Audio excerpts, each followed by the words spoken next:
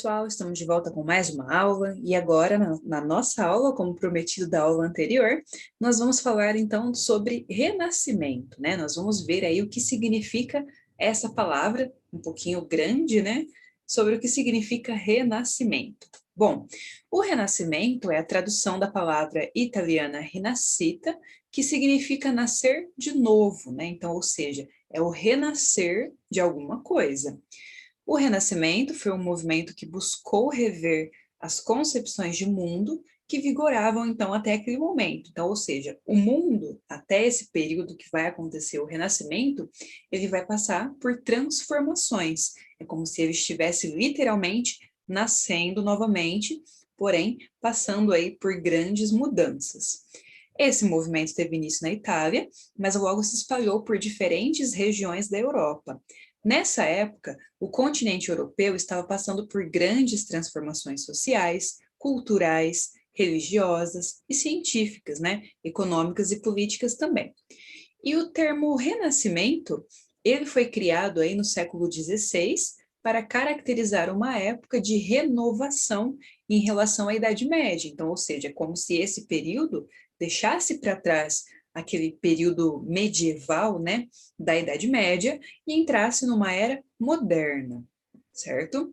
Então, ó, os filósofos do século XVI percebiam que viviam em uma nova época, consideravam a época anterior, o período que passou a ser chamado de Idade Média, como um tempo de trevas e obscurantismo, e para marcarem sua diferença com esse tempo passado, voltaram-se para o passado mais distante, ou seja, voltaram para a antiguidade. Os próprios intelectuais daquele tempo chamaram a época em que viviam de renascimento como se na Idade Média não tivesse havido qualquer produção cultural que fosse, então, importante, tá? Então, ou seja, nós vamos ter aqui um renascimento em todos os aspectos. No nosso próximo tópico, né, nós vamos ter aqui, então, os períodos do Renascimento italiano. O Renascimento italiano costuma ser dividido aí, então, em três principais períodos, né? Vamos ver nessa linha do tempo como que ela fica estabelecida, então. Então, começando aqui, pessoal, pelo século XIV, né, que é o Trecento, que é um período de transição entre os valores medievais e os renascentistas, em que foram criadas as pinturas de Giotto e as poesias de Francesco Petrarca. Então, essa é a primeira parte do Renascimento italiano. A segunda parte, que é a partir do século XV, chama período de Quattrocento, época de prosperidade econômica em algumas regiões da Itália, que se refletiu na arte renascentista como um todo.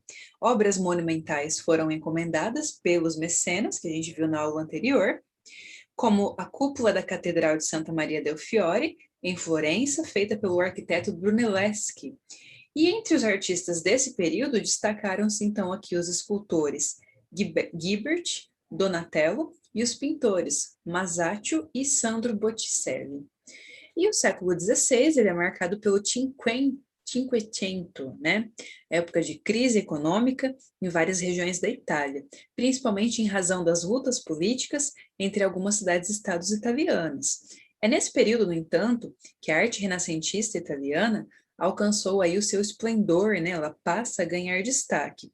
E essa época ela é conhecida como a Idade de Ouro do Renascimento, né? É aqui que nós vamos ter, por exemplo, artistas do nível de Leonardo da Vinci, de Michelangelo e também de Rafael, certo? Deixa eu ver se tem mais alguma coisa aqui para a gente continuar a falar. Muito bem. Então, pessoal, é isso. Hoje a nossa aula é sobre renascimento. Nós vimos aqui o que significa renascimento e quais são as divisões, né, dessa fase marcante aí para a Itália. Nos vemos na próxima aula com um assunto sobre humanismo, ok?